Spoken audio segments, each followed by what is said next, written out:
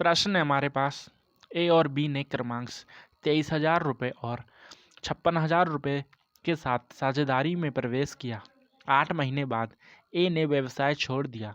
वर्ष के अंत में कुल लाभ 6,08,460 रुपये है। ए का हिस्सा ज्ञात कीजिए। ये रहे आपके सारे ऑप्शंस। अभी इस प्रश्न को कैसे हल करेंगे तो आइए समझते हैं। हमारे पास दो व्यक्ति दिए हैं, ए और बी। उनका निवेश है कितना, 23,000। ठीक है, के लिख देता हूँ, 1000 को 56। ठीक है, 56,000 के लिख दिया, क्योंकि बाद में वैल्यू कटी जानी है। ठीक, तो जीरो लगा के कोई फायदा नहीं है। जब ए है उसने 8 महीनों के लिए निवेश किया, और जो बी है उसने 12 महीनों के लिए। बी का निवेश कहाँ लिखा है, तो इसमें लिखा है वर्ष के अंत में। ठीक, मतलब शुरू से लेके अंत तक किया। और जो व्यय है उनका वो 1 साल के लिए है, मतलब 12 महीने। ठीक है, तो इनका जो लाभों का अनुपात होगा वो क्या, वो निकाल लेंगे हम। और इनका कुल लाभ हमें दिया है 68460।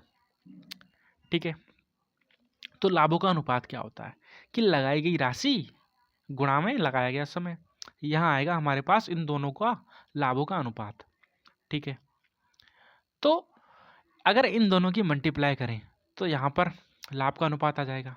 इन दोनों की मल्टीप्लाई करेंगे, यहाँ पर लाभों का मतलब ए का लाभ आ जाएगा। ठीक है, फिर इसको कैंसिल करेंगे, मतलब इनकी मल्टीप्लाई करके फिर जो यहाँ पर वैल्यू आएगी फिर उनको कैंसिल करेंगे तो हमारे पास लाभों का अनुपात आएगा।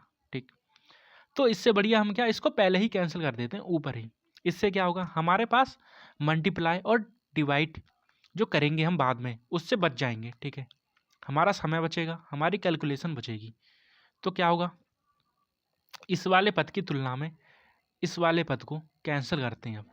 ठीक है, तो यहाँ पर अगर हम देखें तो के से के कैंसिल हो जाएगा, मतलब 3 जीरो से 3 जीरो। ठीक है, इसीलिए मैंने 3 जीरो की जगह के लिख दिया।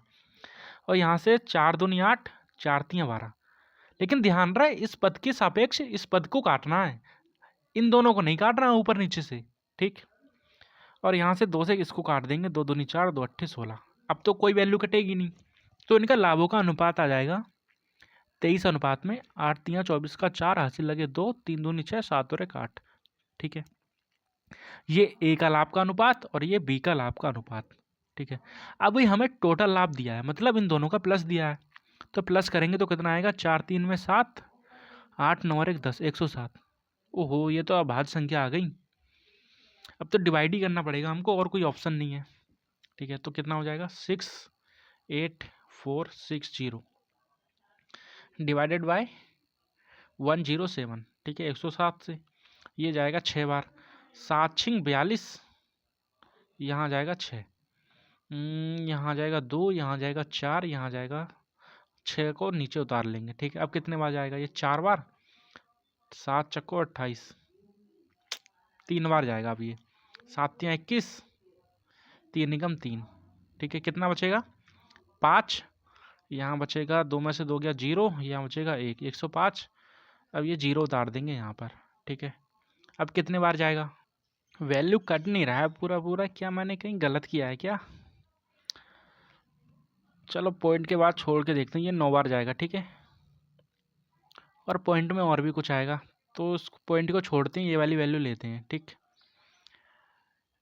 देखते हैं लेके इसको, वैल्यू कटनी तो चाहिए थी वैसे, चलो कोई बात नहीं, इसको सॉल्व करते हैं आगे। ठीक, तो एक की वैल्यू ये आई हमारे पास, हमें क्या निकालना है, 23 का मान निकालना है। तो 639 मल्टीप्लाई कर देंगे 23 से। ठीक है, क्यों, ए का अनुपात तो यही रहा हमारे पास।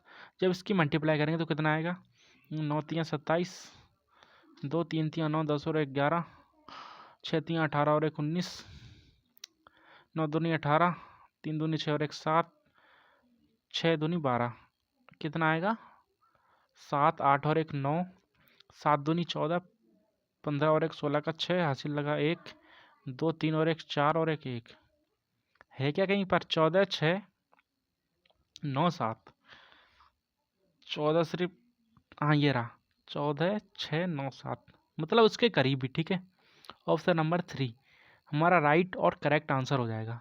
ठीक, क्योंकि इसके ज़्यादा करीब यही वाली वैल्यू है। अब मैं चेक कर लेता हूँ एक बार कि कहीं मैंने मिस्टेक तो नहीं की है कट्टम पिटाई में। ठीक है, प्रश्न एकदम ठीक है। यहाँ पर हमें पॉइंट 8 को भी लेना था। जब हम 0.8 ले रहे हैं, ठीक है, 639 पॉइंट में 8 ले रहे हैं, फिर इसकी मल्टीप्लाई 23 से कर रहे हैं, ठीक है, तो एग्जैक्ट हमारी यही वैल्यू आ रही है, ठीक है। ये आप करके चेक करके देख सकते हैं, ठीक। जब हम 0.8 भी ले रहे हैं, ठीक, तब हमारी एग्जैक्ट ये वैल्यू आई है। अब जब हमने 0.8 छोड़ा था, ठीक, इसीलिए हमारी इससे थोड़ी सी कम आई है, ठीक है, वैल्यू थोड़ी सी कम आई है। तो ऑप्शन नंबर 3 हमारा राइट और करेक्ट आंसर। ये क्या होता है? ये हमारी कैलकुलेशन से बचने का तरीका होता है कि पॉइंट हमने छोड़ दिए, ठीक है। तो जो मेन आंसर होगा उससे थोड़ा सा कम आता है हमारा आंसर, ठीक। और मैंने जब आंसर देखे तो आंसर बहुत वो थे, क्या कहते हैं, दूर दूर थे। तो इस कंडीशन में हम पॉइंट को छोड़ सकते हैं, ठीक है, जिससे हम कैलकुलेशन से बच सकते हैं, ठीक। समझ में आया? धन्यवाद।